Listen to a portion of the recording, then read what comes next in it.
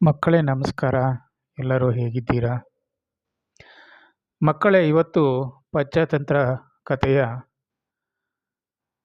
ಮತ್ತೊಂದು ಕಥೆಯೊಂದಿಗೆ ಬಂದಿದ್ದೇನೆ. ಕಥೆಯ ಹೆಸರು ಉಪಕಾರ ಮಾಡಿ ಕೆಟ್ಟ ಕಪಿ. ಕಪಿ ಅಂದರೆ ಮಂಗ, ಇಂಗ್ಲೀಷಲ್ಲಿ ಮಂಕಿ. ಕತೆ ಹೀಗಿದೆ. ಒಂದು ಹಸಿರಾದ ಕಾಡಿರುತ್ತೆ. ಆ ಕಾಡಲ್ಲಿ ಒಬ್ಬ ಮನುಷ್ಯ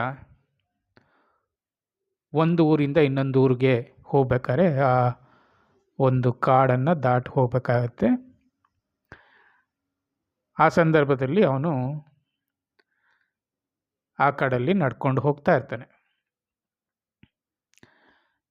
ನಡ್ಕೊಂಡು ಹೋಗ್ಬೇಕಾದ್ರೆ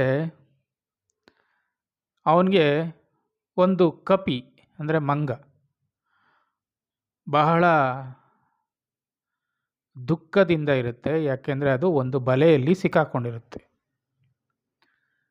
ಅದು ಆ ಮನುಷ್ಯನನ್ನು ಕಂಡು ಕೇಳುತ್ತೆ, ಸ್ವಾಮಿ, ದಯವಿಟ್ಟು ನನ್ನನ್ನು ಬಿಡಿಸಿ, ನಾನು ನಿಮಗೆ ಯಾವಾಗಲೂ ಉಪಕಾರ ಮಾಡುತ್ತೇನೆ ಅಂತ ಹೇಳುತ್ತೆ. ಆಗ ಆ ಮನುಷ್ಯ ಒಂದು ಸ್ವಲ್ಪ ಕರುಣೆ ಬರುತ್ತೆ ಅವನಿಗೆ. ಸರಿ ಅಂತ ಹೇಳಿ ಆ ಕಪಿಯನ್ನು ಬಲೆಯಿಂದ ಬಿಡಿಸ್ತಾನೆ. ಆದರೆ ಕಪಿ ಅಂದರೆ ಗೊತ್ತಲ್ವ, ಅದರ ಸ್ವಭಾವ ಯಾವ ರೀತಿ ಅಂತ. ಅದರ ಚಂಚಲ ಸ್ವಭಾವ ಮತ್ತು ಉಪಕಾರ ಮಾಡಿದ ಪ್ರಜ್ಞೆ ಏನೂ ಇಲ್ಲದೆ ಅದು ಬಲೆಯಿಂದ ಹೊರಬಂದ ಕೂಡಲೇ ಆ ಒಂದು ಮನುಷ್ಯನ ಮೇಲೆ ಕಚ್ಚಿ ಕಿರಿಕಿರಿ ಮಾಡಲು ಶುರು ಮಾಡುತ್ತೆ. ಆಗ ಆ ಮನುಷ್ಯ ಭಯಪಟ್ಟು ಅಲ್ಲಿಂದ ಓಡೋಕ್ಕೆ ಪ್ರಯತ್ನ ಪಡ್ತಾನೆ. ಆವಾಗ ಆ ಕಾಡಿನಲ್ಲಿ ಇದ್ದಂಥ ಬೇರೆ ಪ್ರಾಣಿಗಳು ಅಂದರೆ ಜಿಂಕೆ, ಗಿಳಿ, ಆ ಪ್ರಾಣಿಗಳೆಲ್ಲ ಕಪಿಗೆ ಹೇಳುತ್ತೆ,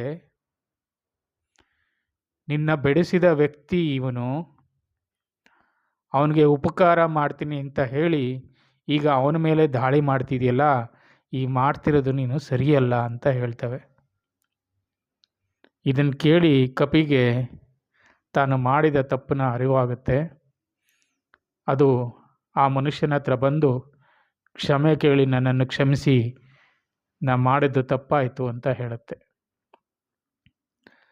ಈ ಕಥೆಯ ನೀತಿ ಏನು ಮಕ್ಕಳೇ?